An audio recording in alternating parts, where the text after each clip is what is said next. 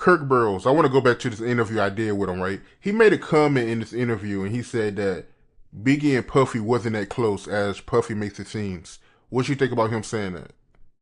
I don't believe they were. I don't believe they were that close because Big used to always clown him. You understand? But Big needed him just as much as he needed Big. And I think that it was basically just a business type situation. But they were cool. But Puff had robbed Big and Big was robbing Puff. Those games you don't play like that with your friends or nobody, especially when there's money involved. Big learned the game. Big seen how, through his management, Puff was robbing him and had robbed him. I'm gonna spill the tea. I tell you, Diddy's former bodyguard Gene Deal is about to disclose something you won't believe. The true reason Diddy is still free to roam the streets, despite all these wild accusations circling, is what the streets are saying. Yeah, that's what Biggie mom said, man. She said that she wanted to slap Diddy after seeing that video. Kim Porter dad, he came out and spoke out about that video. How you feel about him coming out? Well, the way I feel, if I was Kim Porter's father and I seen that, I could only imagine what he may have thought his own daughter went through. Kim has some things that happened to her over the years: broken nose, bruises, ankle injuries. A lot of things happened to Kim that she never explained to her father. So to see that girl take that beating like that, her father probably thought within himself, that's some of the things that happened to my daughter. And it has to be sickening to him, knowing that his daughter probably went through the same shit that Cassie went through. Yeah, he made a comment saying that he was disgusted when he seen that video. He even said that he would even do a dog like that, the way Diddy did Cassie. Yeah. His heart. You now understand that Gene Deal is more than simply a regular guy. For years, he was present in Diddy's inner circle and witnessed all of the drama that went on behind closed doors. You had better trust that he has inside information when he speaks, and what he's about to say, believe me, it will leave you speechless. I'm sure you've been wondering how Diddy has avoided being accused of anything. Prepare yourself, for Gene is going to blow the lid off this whole thing. The reality he is revealing? This August release is more juicy than a peach, and will upend everything you previously believed to be true about Diddy's independence. His heart would go out to Cassie because he's looking at the fact that his daughter's not here to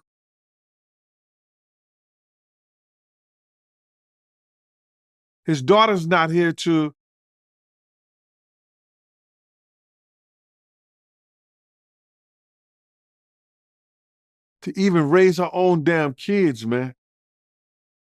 His daughter's not here in the seat, because I got daughters myself, bro. You know what I'm saying? And I give my heartbeat, both my arms. And just to imagine or think that somebody was doing that to your daughter, bro. I know Kim got tired. That's why she took that corkscrew and ripped his damn arm out. Tried to rip his arm off for putting his hands on him. I know she was tired. Them pillow fights and that smothering her with the pillows and all that, like he playing with her. I know she was tired. Yeah, he also told Rolling Stone that Diddy, he's a jealous person that don't know what love is. He knows that, bro. Kim couldn't have nobody, bro. Kim couldn't have nobody. You understand what I'm saying, bro? Diddy could do whatever, Puff could do whatever he wanted to do, Brother Love could do whoever he wanted to be, if Kim ever tried to get with somebody, Who's this Gene Deal character anyway? May be on your mind right now. Allow me to explain it to you. Gene is not your average guy from down the street pouring tea. He's the real deal, having spent more time with Diddy than most. Now imagine this. For years, Diddy's personal bodyguard, shadow, and right-hand guy was Gene Deal. We're talking about someone who attended all of the wild parties, late-night studio sessions, and private meetings. Honey, he witnessed it all. Puff would interfere with them or with her trying to be with them. He wasn't letting that happen unless he was bringing them to the picture. That's what he used Kim for, bro. He wanted to make a deal with somebody. He'll get another girl and a guy that he's trying to make a deal with, and him and Kim, they all party together. Man, he used Kim for that shit, bro. Wow, so he used Kim for that? Yeah, bro. Yeah. You don't do that to somebody you're supposed to love, man. Do you remember any situation where he used her for that? I know a couple situations, but I know the people so well, man, and so good, and they some good people in Atlanta that had major groups that they party like that with them and their girls or the girls they brought into that, and I'm not gonna mention their name, man. But they know who I'm talking about. I got a lot of respect for dude, but I know of situations. I've seen situations like that in the Swiss Hotel. So what are some of the situations? Don't name the people, just what's the situation? When he used Kim, to party with him and his girl and the other dude, and they switch up, they do their thing, they do all, they do that rock and roll lifestyle, bro. So he was using her for sexual activity, like orgies and, threesomes and stuff like that. Yeah. With other girls, other guys, yeah. Also, Kim Porter's dad said that Kim loved Diddy, but they couldn't stay under the same roof together. Yeah, because it was only certain things that she was going to accept. And like I said, they lived that rock and roll lifestyle. However, why should it matter to us what Gene has to say? Let me tell you something, though. Gene Deal is similar to that friend who is always the first to hear about the newest rumor in the world of celebrities and scandals. People listen to him when he speaks because he has inside information. Yeah, it's going to be very interesting, man. But I want to ask you, Greg Caden, right? How you feel about him saying that he feels like Keefe D, he's going to cut a deal? If anything could keep Keefe D out of jail and he has to cut a deal, it depends on what that deal is. It depends on what the deal is. Greg Caden, and I know you said that you don't want me to see, but when somebody repeats something of somebody who was proven a liar, that was proven that he gave felonious and false information, somebody who doesn't know anything about the culture and has ate off of it more than anybody who was in the culture, then I have a problem with answering questions when somebody just blatantly just tell lies. Now, Keefe D, from my perspective, he had everybody thinking that he was given a proffer agreement. You know how sometimes people just pop out of nowhere and say they have all the inside scoop on a celebrity's life? Gene, though, isn't one of those. The real McCoy is him. He spent more than 10 years there, right in the middle of things. That is more time than some of you have had to live. And get this, Gene isn't merely speaking for the sake of self-expression. He has a history of revealing shocking information that later proves to be accurate. Do you recall when he revealed Diddy's business tactics and spilled the tea? His assertion that he was merely stirring things up was eventually validated. And we come to find out he was never given a proffer agreement. Not a legal one. That the LAPD, that the Las Vegas Police Department is not using anything that was told by Greg Caden. But here we got the New York Times and everybody quoting him when his own agency would not use the information he brought to them to bring anybody to justice. What we need to do, and I've said this before, you always follow the money. You mentioned the money. You mentioned that Puff said that he was going to give somebody $1 million. I told you I seen a check for $1 million. Zip pulled it out of his right back pocket and showed it to us. What's the check for? Now, he told us for a record company. The record company was tied to Barry Hankerson and Jimmy Henchman. Blackground Records. So why did you give Zip $1 million?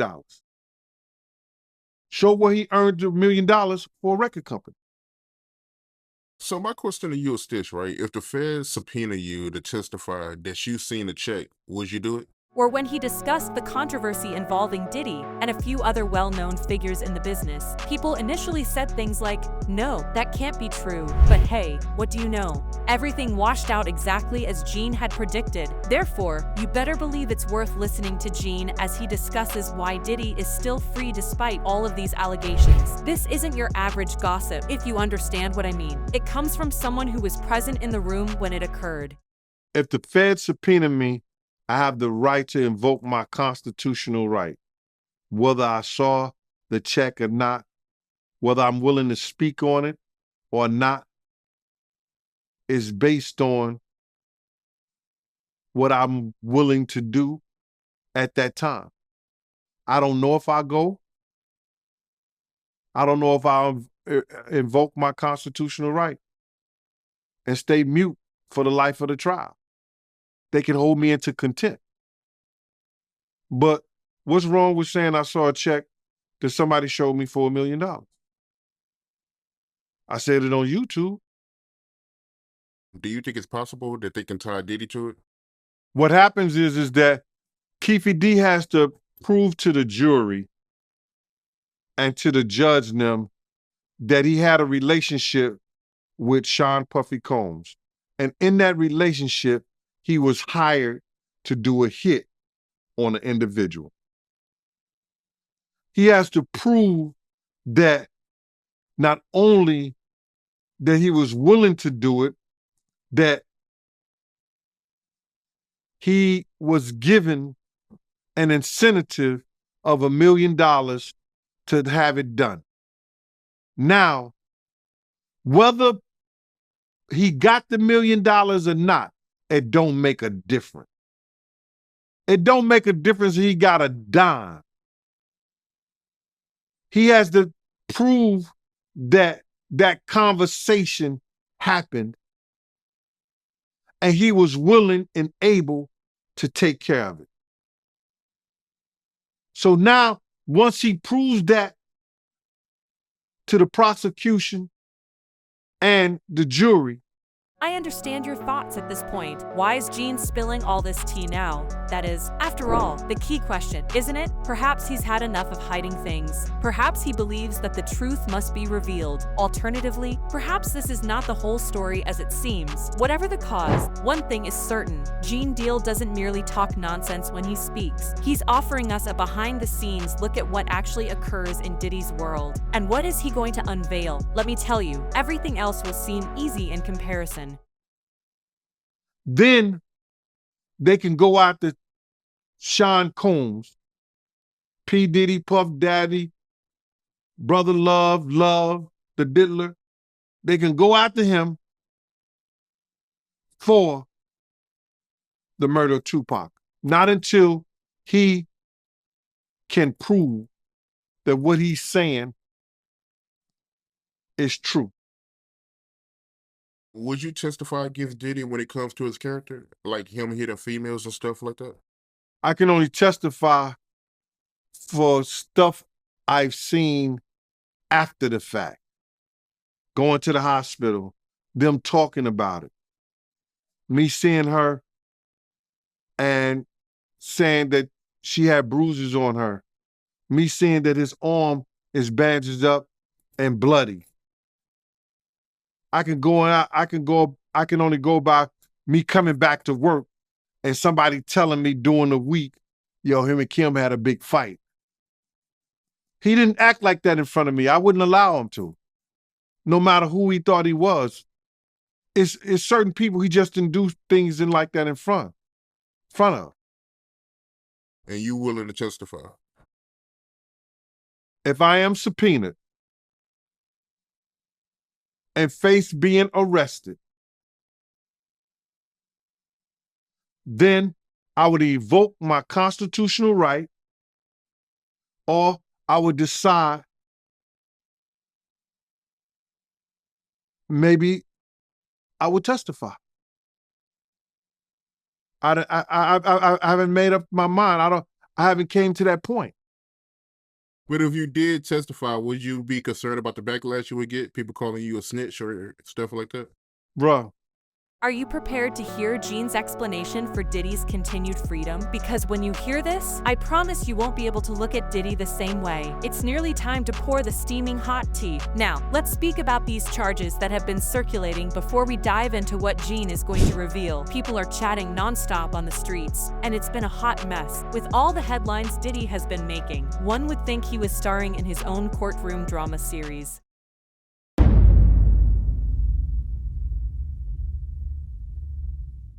Right. But Kirk Burrows, I want to go back to this interview that he did with Rolling Stone. He said that Diddy, he was jealous of the relationship between Tupac and Big. And he also went on to say that Diddy, he wanted to be friends with Tupac, but Tupac wasn't interested. Diddy and Tupac was friends at first, bro. I remember the time me and Diddy rolled up to Pac in, I think it's what's the name of that club? The Roxy. There was some kind of concert going on, and they was talking and everything. They had a friendship. I don't know why their friendship fell out. Their friendship was before before Biggie and Pop. So I don't know why they fell out. I know every girl that Tupac had, Puff wanted and got. So did he have jealousy? Yeah, he had a jealousy of Pac. But I think that it was more so that he knew Big was the meal ticket, and that Pac wanted Big to be with him with Thug Life, but he didn't have the money at the time.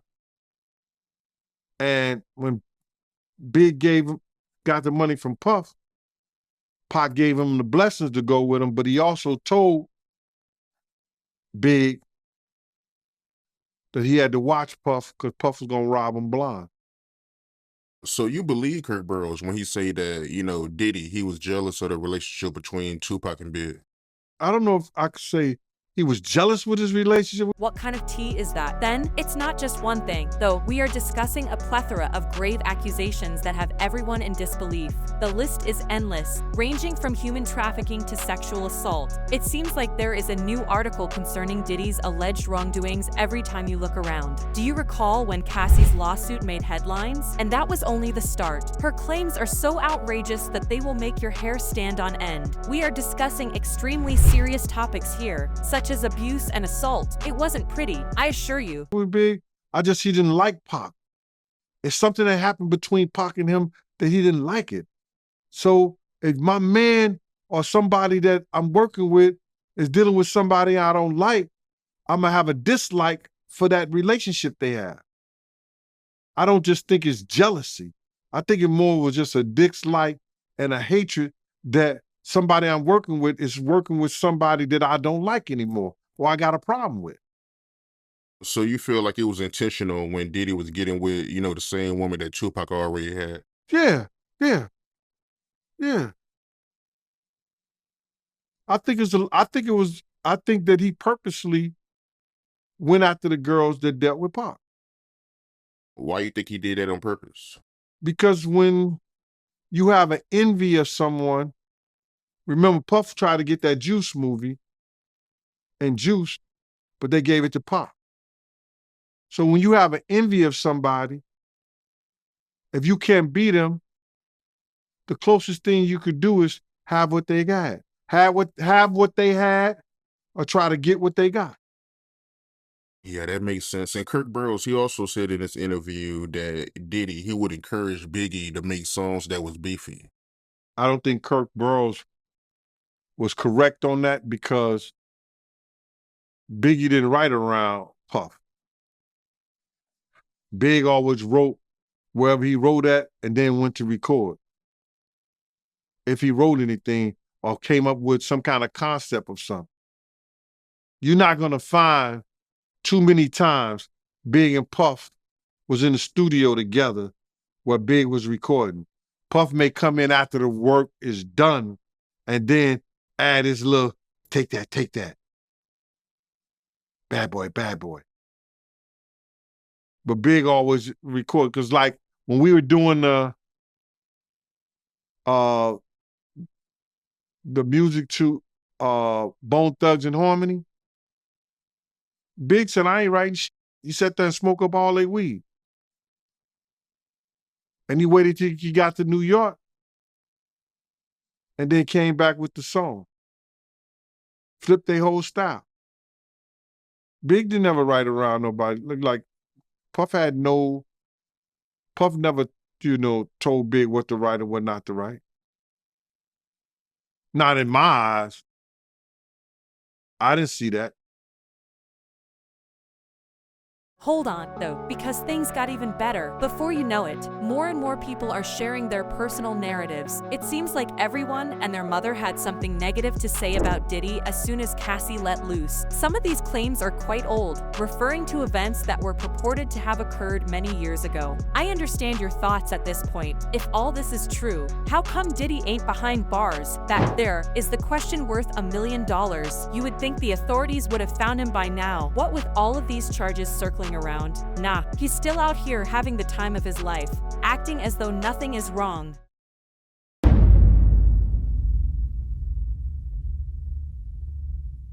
Jada Pinkett and Will Smith, you told me before that you was at a party before that they attended and you said the party was weird. Tell me about that.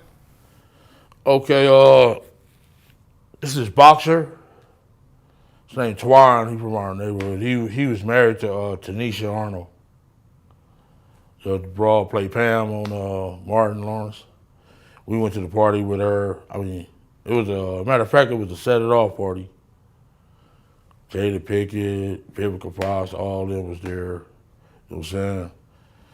It was just seemed like Puff and Tupac was like a couple, seemed like to me.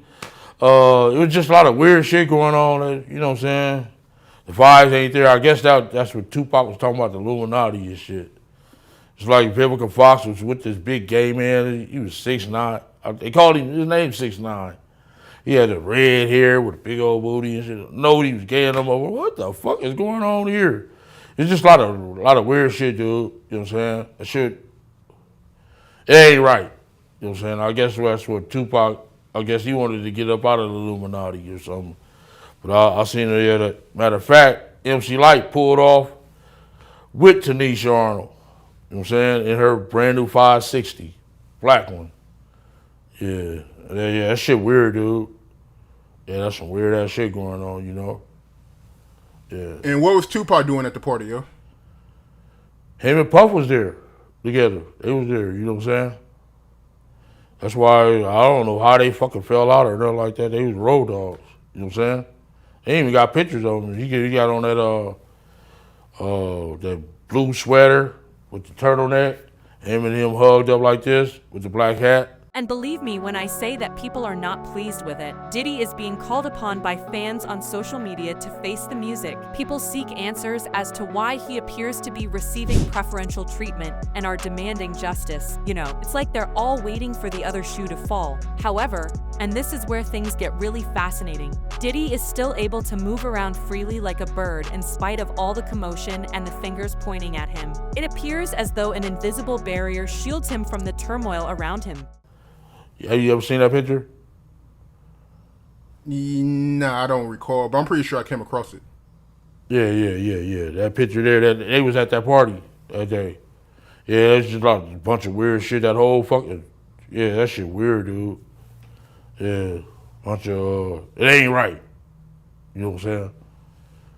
I'm not no gay basher or none. I mean, none of that shit, but that shit ain't right. You know what I'm saying? That shit, that whole party was weirdoed out. Yeah, and it was Jada Pickett, but You saying that? You saying the whole party was weird? What did you see at the party that made it weird? I mean, I'm confused. I guess it was the Illuminati. It's just weird. I know I wouldn't want to be part of no shit like that. You know what I'm saying? You know, I'm from the old school, dude, and that shit wasn't really tolerated with my generation. You know what I'm saying? Yeah, hate crime, yes, but it's more tolerated these days and nothing like that. It's more, you know what I'm saying, more open now. You know what I'm saying? But back then it was kind of fishy. You know what I'm saying? Still kind of fishy. You know, but it's more, you know, out there now. The incident y'all had with Warren G and Kid Frost. Tell me about that, my man. Okay, Kid Frost had gave a party at the House of Blues. One of our big homeboys wanted to go with us. You know what I'm saying? So he went with us and he said, "Ooh, you young niggas having fun." So one of Kid Frost's homies still on my big homie. But he didn't know that he was around, it was maybe about 20 of us. So the dude that socked my big homie, we beat the dog shit out of him. So my big homie, he came too. And Gene Deal is going to provide some light on precisely that. He's going to explain to us why Diddy is still out there avoiding penalties as Neo did in The Matrix despite all of these grave accusations. What Gene is going to reveal, believe me, it will change your perspective on the entire scenario. Are you prepared to learn the true cause of Diddy's continued freedom? Because, trust me when I say this, it's not what you think. You're gonna have to reevaluate everything you believe to be true about how the entertainment industry operates when Gene spills some tea. And after you've heard it, you will never again view Diddy or any other well-known person in the same light. He like, "That's the motherfucker?" We like, "Yeah." And it was 2 security guards had him. Had the dude that we beat up from Kid Frost's entourage. So my big homie knocked that motherfucker out while the yellow jacket, you know, the yellow jackets with the event security, they had the dude. So my homie still knocking him out. Boom! So the dude with the yellow jacket was talking shit. "Man, what the fuck is wrong with him?" My homeboy knock out him too. Bam! Like, ooh. So the other one like, man, he got back. The little Jamaican dude come up talking shit. "Man, are you going crazy?" My homeboy sock him too. So we went down to get our car from valet. And it was the dude, "It's LBC." And he like, "What the fuck is that?" And he said, "It's Long Beach City Crip." So my homeboy knew this dude was an imposter. If you from Long Beach, you gonna say Rolling 20s or Insane. You know what I'm saying? You know what I'm saying? You know, real block boy. You know what I'm saying? 19th Street. You gonna say something. A real Crip said, "This nigga say he from Long Beach City Crip." My homeboy like, "Wait a minute." And knocked him out too. So Warren G and them was down there, him and Cedric Wallace waiting on their cars. And they seen my homeboy get busy like that, so they had left before us, went up to Fat Burgers. So we came, got in our shit. They finally brought our cars from valet. We went up to Fat Burgers. And Warren G and Cedric Wallace was up there already, you know, eating their shit and shit. So we came in there. The big homie like, "Hey, motherfucker." He pointed at Cedric Wallace like, "Man, you been dumping us for years, mother. I'm losing all my motherfucking money betting on your motherfucking ass." So Warren G was right there. He like, my homie like, "Man, that's a nice ass watch." So he like, "Man, let me try that on." You know what I'm saying? So by then, my homeboy, somebody had got my homeboy attention, and he turned his head. Shit, Cedric Sabalas and what's his name was in he was in a ragtop 500 Benz. This motherfucker like jumped off. I mean, he drove up off the motherfucker. He didn't even pay attention to the curve. He jumped off of the curve instead of using the, the driveway. That shit was funny as fuck. My homeboy like, damn, he almost bust this whole fucking engine block. Yeah, that shit was funny as a motherfucker. Like, damn. Yeah. You may be asking yourself, what's the big secret keeping Diddy out of hot water at this point? Gene Deal is about to reveal some very hot information on the true force behind Diddy's freedom, and it's not just his fancy lawyers. Honey, as you can see, Gene has spent years inside Diddy's inner circle and has direct knowledge of the man's methods. And in this game, believe me, it's all about who you know. Gene claims that Diddy has relationships with people that stretch back farther than the Mariana Trench. And these aren't your typical superstar buddies. We are discussing a network of influential individuals capable of making even the president envious. From celebrities to powerful figures in the music business, and even some unexpectedly high-ranking individuals in Hollywood, Diddy's Rolodex is a veritable who's who of power and influence, according to Gene's hints.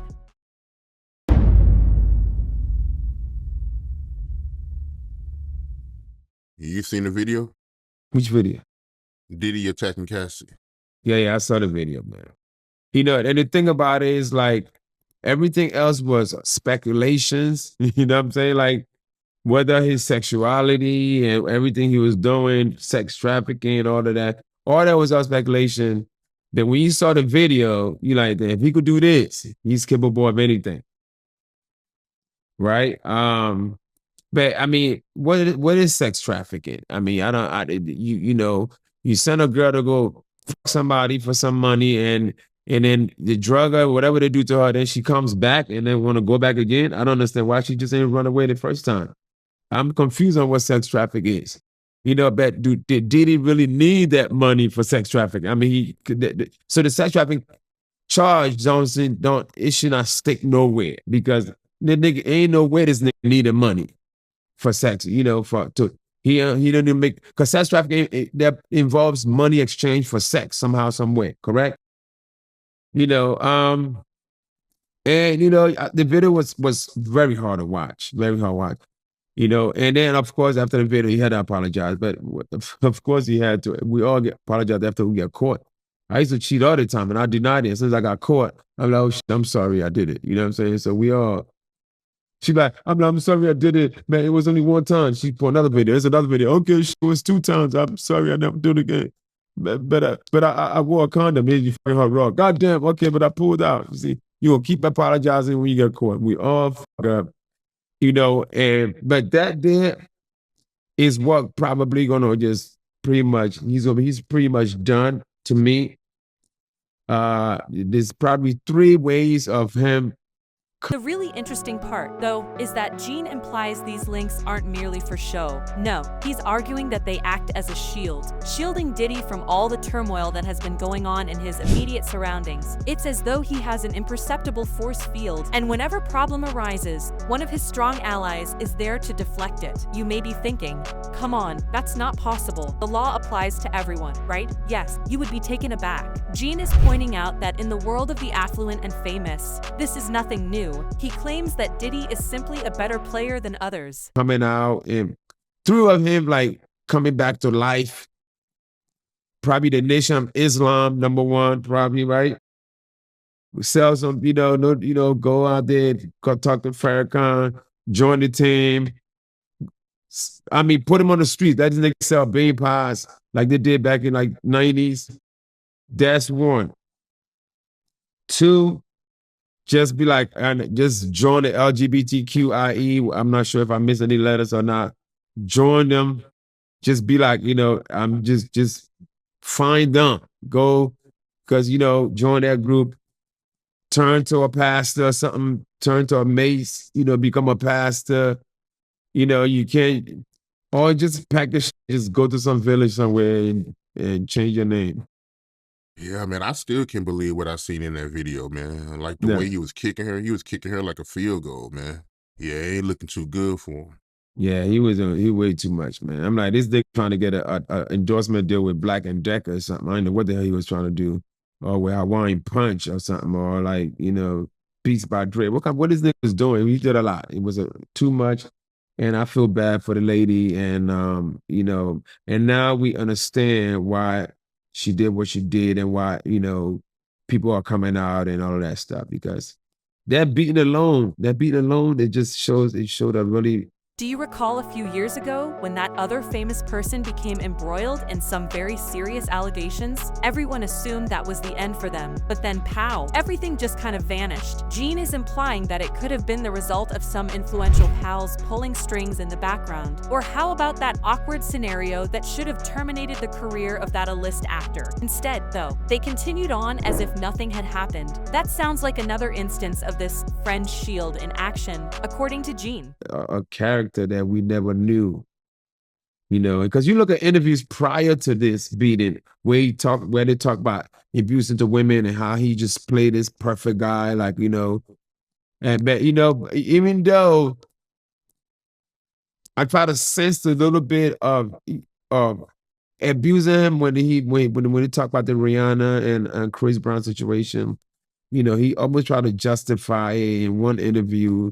And I'm like, then I started to see, okay, maybe this guy, maybe maybe he does that. Maybe that's why he's trying to justify it, But hey, like I said, he go join something, man. Join some society. Because I don't think Illuminati, even Illuminati don't even want his ass no more. You Illuminati, pack your bags, get the fuck out.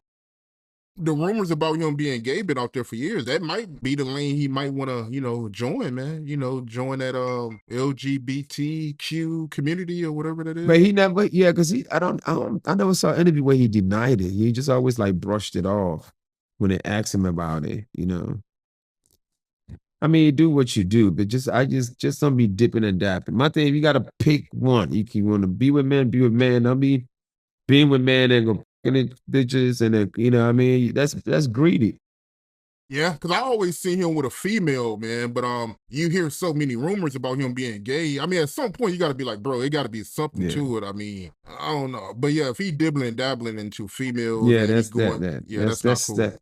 That's not cool. I mean, I'm sure that's what create problems and diseases and all of that stuff. I think just stick with one. I mean and I don't mean to say nothing about no bisexual people. I guess that's part of that whole LGBT community, where they want both. I mean, that's greedy. Pick a side. I'm just saying, just pick one. Pick one. I just think he can't. It's nothing else besides those things I mentioned. Nation Islam, LGBTQ, turn to a pastor, or just package, moves to some village and be quiet.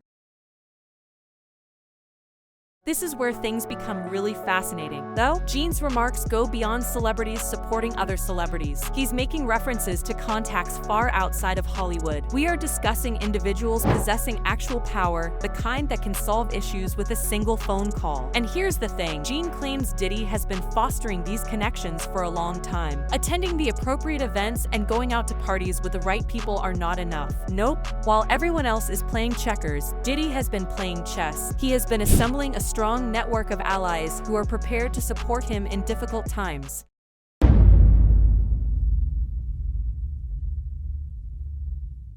Yeah, I don't see that. But when I was reading this article, Kirk Barrels, he detailed a time that, after Biggie was killed, he was advocating for Biggie to be on the cover of Rolling Stone, and Diddy said no. He made a comment saying that, no, Biggie is dead. I'm putting out No Way Out. I need to be on the cover of Rolling Stone. I was bodyguarding Puff at that time, and I bodyguarded him through that whole Rolling Stone interview. And the crazy thing about it is that I remember that whole story vividly. You understand? Puff was doing the No Way Out. He was taking the runs of Bad Boy and putting it on his shoulder because it's his company. He had to do the music. But they wanted to do Big had a short-lived life, but the legacy, you understand? And Rolling Stone at that time, you talking about 97. It wasn't too many of us on that Rolling Stone. It wasn't too many of us on Rolling Stones. And Rolling Stones could have been considered what some people may say somewhat of a racist newspaper. A racist, publication. They wasn't making us like our culture. They wasn't putting us on the magazine of doing articles on us like they've done in the last 10, 15 years.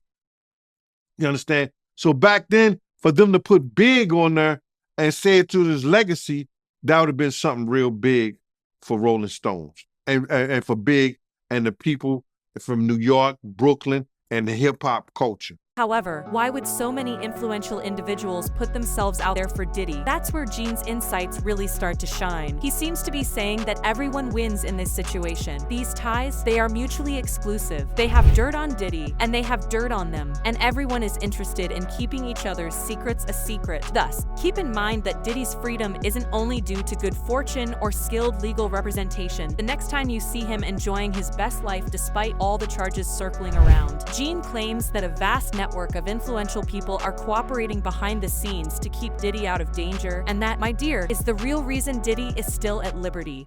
Because he did lose his life for nothing.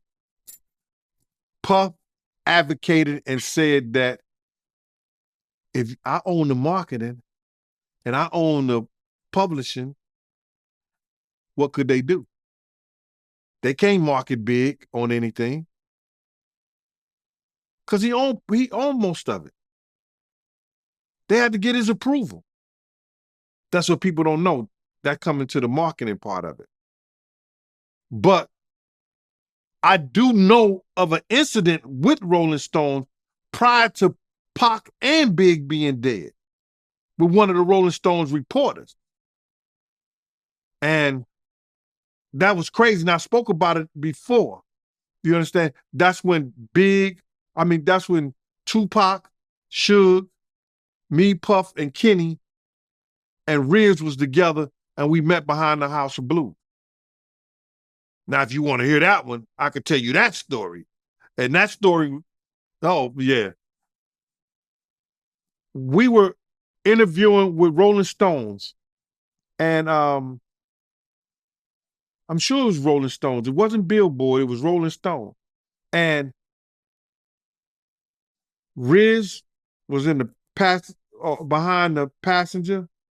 The reporter was in the middle. Did you believe that was all there was to the story? That's only the appetizer. Honey, it's all about the greens when Gene serves the main dish. You are aware that I am referring to actual physical currency. We can all agree that Diddy is wealthy. What is Gene saying, though? It goes beyond simply having a large bank account. It concerns how he uses all that wealth to avoid getting into any problems. The rumors on the streets are that Diddy is doing this to maintain his freedom, scattering cash around like it's New Year's party confetti. And I was behind the driver, Kenny. And we driving behind the House of Blues. And we was driving behind the House of Blues, we see Tupac and we see Suge. Suge is in a red drop top, I guess it's a Rolls Royce or a Bentley. And Tupac is in a white one, Rolls Royce, Bentley, both drop top. And it was a van, a couple of car lengths back behind them. I knew they was with them because there's no way they riding around with drop tops and they don't have no security. So then we had drove past them. And then Riz was like, yo, there go them niggas right there. There go those dudes right there. We drove back around. When we drove back around, Puff tried to speak to Pac. Yo, Pac, what's up? Pac is on his cell phone. Pac looked at him and just turned his head, didn't say nothing. Riz was in the back seat, and Riz was like, talk to Suge, Suge the boss. F Pac, talk to Suge. We drive up to Suge. Then Puff had a conversation with Suge. Yo, Suge, you know any problems we got out here? We got any problems out here? Suge said, I don't know any problems y'all got out here. Gene is revealing some critical information regarding how Diddy's finances are being stretched to the limit. We're talking about an entire legal team whose hourly rate is higher than the monthly income of the majority of people. But that's only the start. Gene is making hints that there's a lot more going on that's hidden from view. So Puff was like, yo, so we good? He said, yeah, I guess, yeah, y'all good. Why wouldn't y'all be good? The conversation went like that.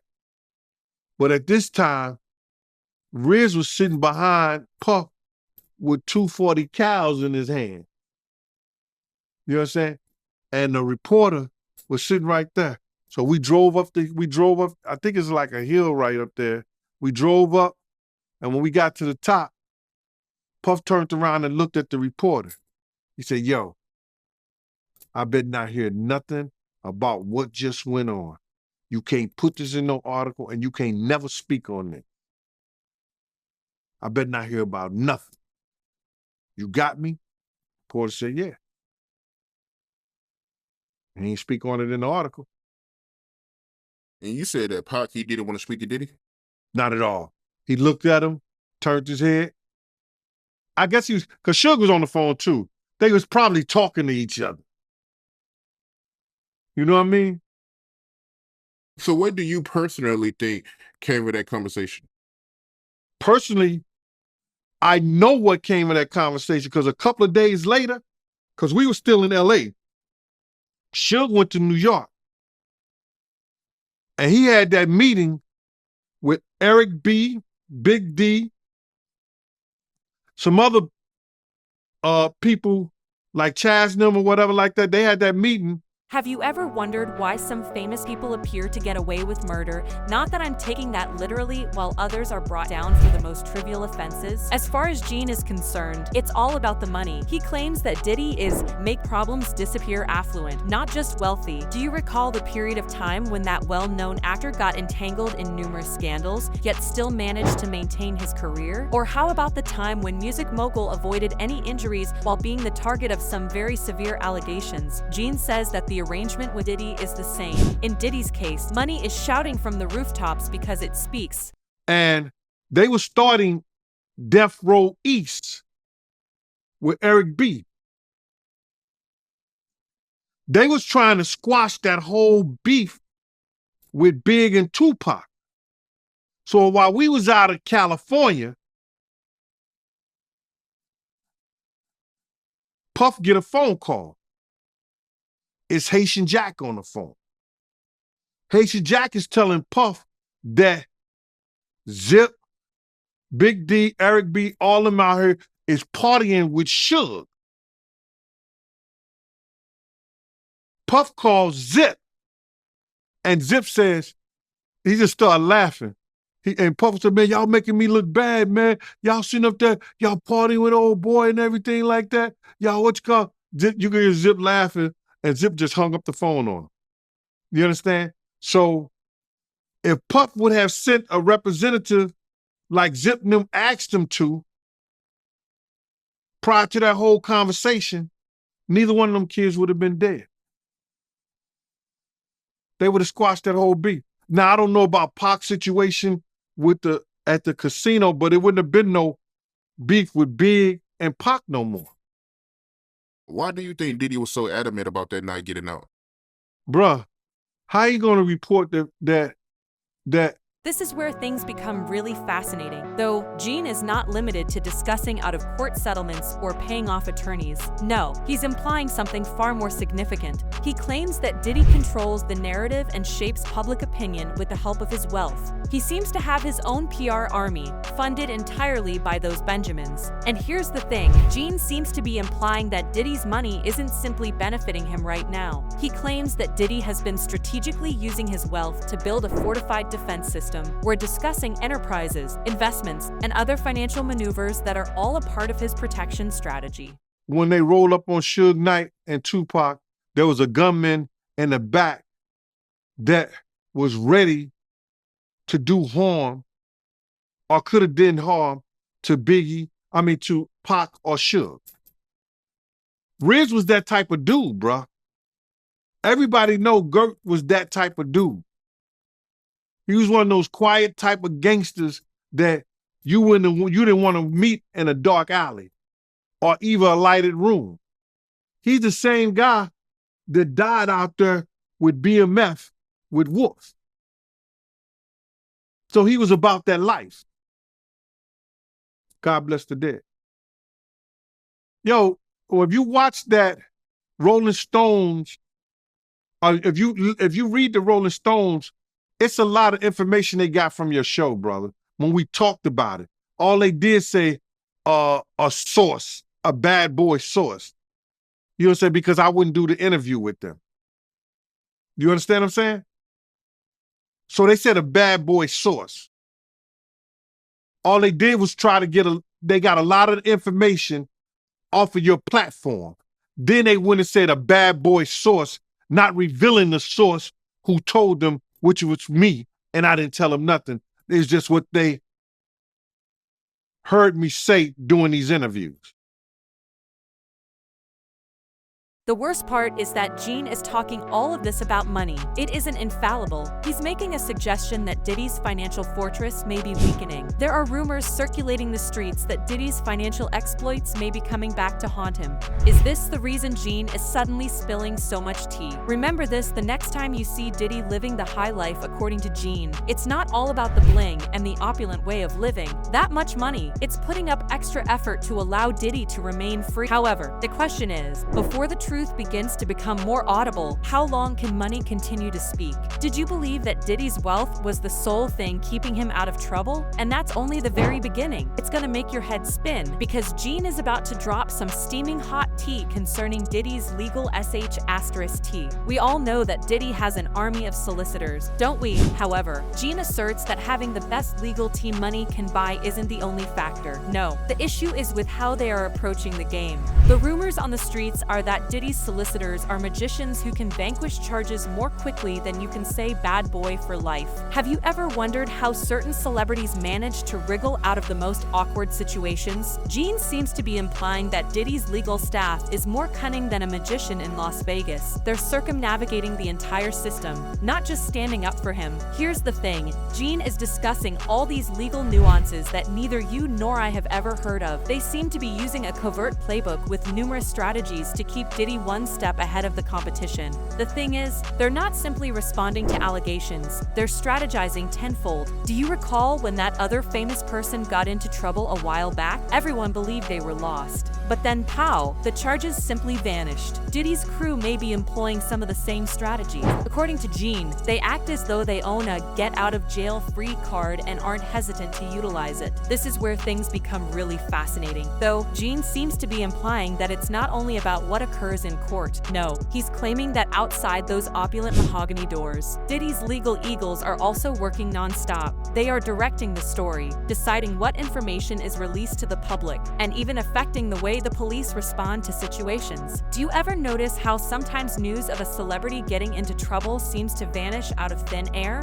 Gene is speculating that Diddy may be using that as one of his legal tactics. They seem to have a magic rubber for scandals, clearing the slate before the ink has had a chance to dry. The worst part is that Gene claims these tactics aren't infallible. He seems to be implying that some of these legal ploys may be reaching their limit. There are rumors circulating the streets suggesting Diddy's good fortune may be running out, and that his clever legal maneuvers may not be sufficient to keep him out of trouble indefinitely. The next time you see Diddy strolling around like a free bird, keep in mind that, in Gene's opinion, luck or wealth aren't the only things keeping him out of danger. There are so many legal ploys involved that even Harry Houdini would be envious. But even the greatest magic show has to come to an end eventually. So the issue is, how long can these tricks continue to work until the law catches up? You believe that the entire tale consisted of all those legal ploys? That's just the warm-up act. Honey, I guarantee that you will be astounded by what Gene has to say about Diddy's violin-like performance for the general audience. We can all agree that Diddy exudes a charisma and a smile worth $1 million.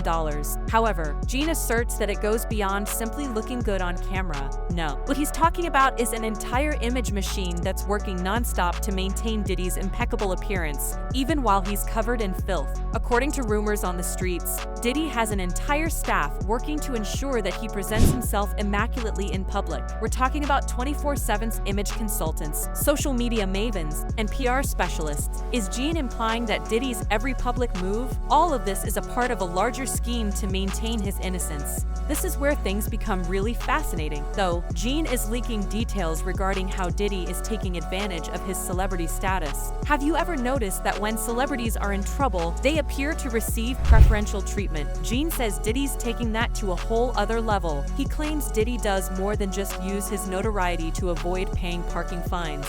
No, he's using it to shape the way the entire legal system handles him. The truth is, having a high-profile celebrity can really help when you're being accused of anything severe. Do you recall the other well-known individual who was involved in a scandal but was able to emerge unscathed? Gene is speculating that Diddy may be using some of the same strategies. He seems to have a magic wand that can transform negative press into positive energy. Hold on, though, because things aren't going to be easy. Gene's hints that the tide of public opinion may be turning. You are aware that public opinion can be even more unforgiving than an actual court, he is implying. However, that Diddy's image manipulations might not be sufficient to win people over in the long run. There is a murmur in the streets that some people are beginning to see past the smoke and mirrors. All those thoughtfully planned charity events and Instagram posts, these may prove insufficient to prevent the public from posing certain difficult queries. And here's the thing, Gene believes that Diddy's entire predicament might be made or broken by how the public perceives him. Should individuals begin to turn against him, the judicial system may be under pressure to act. However, if he can maintain popular support for him, it may be the only thing keeping him out of jail. Thus, keep in mind that, in Gene's opinion, everything Diddy does, whether flashing that million-dollar smile on TV or sharing endearing content on social media, is a part of a larger scheme. That image in public, it's putting an extra effort to keep Diddy out of trouble. However, the question is, how long can he maintain the act before people begin to realize it's a farce? After all, even the greatest performance has its limitations. Did you believe that Diddy's public persona told the whole story? And that's only the very beginning. Gene is about to splash some piping hot tea all over your screen. You'll be astounded by the behind-the-scenes transactions we discuss. Currently, rumors are circulating that Gene knows exactly what is preventing Diddy from appearing in those courtrooms. Honey, it's not all attorneys and PR firms. Gene seems to be implying that there are important backroom deals happening. Have you ever wondered how some celebrities manage to escape the tightest situations? Gene, though, seems to be saying Diddy has a different playbook. Handshake agreements, hushed assurances, and the kind of contracts that never get signed are what we're talking about. This is where it gets really juicy, though. Gene is referring to more than just standard celebrity favors. No, what he's implying is some serious horse trading at stakes that would make the most dishonest politicians blush. The truth is, there may be influential individuals out there who would that Diddy remain free than go to jail. Do you recall when that other famous person got into trouble in the past, and all of a sudden, all of the allegations just vanished? Diddy, according to Gene, may be using some of the same strategies, but on a completely other scale. You may be asking yourself, hey, is all of this even legal? At this point, that is, after all, the key question, isn't it? Gene seems to be erring on the side of propriety when he suggests that some of these arrangements might be. The shocking part, though, is that Gene appears to be indicating that these secret negotiations are about more than just keeping Diddy out of trouble. No, he's suggesting that they could be a part of a larger scheme, using these discussions to maintain the integrity of his business. It's as if Diddy is playing chess while everyone else is playing checkers. Rumor has it that Diddy may not be the only person involved in some of these deals. Gene raises the possibility that there are more well-known figures involved in this, all of them cooperating to conceal their identities. But don't even for a moment believe that Gene is endorsing all of this. No, he's posing some really pertinent ethical issues about the whole thing. Is it reasonable that someone with Diddy's connections may strike agreements in order to avoid conflict? But what about all the common people who lack that kind of influence? And here's the thing, Gene seems to be implying that some of these backroom deals may be coming to an end. He claims that Diddy is finding it more difficult to keep everything on the upswing as the accusations mount. The next time you hear about Diddy escaping punishment, keep in mind that, in Gene's opinion, his freedom isn't solely due to good fortune or skilled legal representation. An intricate network of covert agreements and discussions is in place, all striving to keep Diddy out of trouble. The question is, though, how long can these backroom arrangements last until the entire house of cards collapses? Because when things become too hot, even the best laid plans tend to break apart. Did you believe that the narrative ended with those backroom deals? And that's only the start. You'll be left shaking about what Gene may have planned for Diddy once he spills some tea.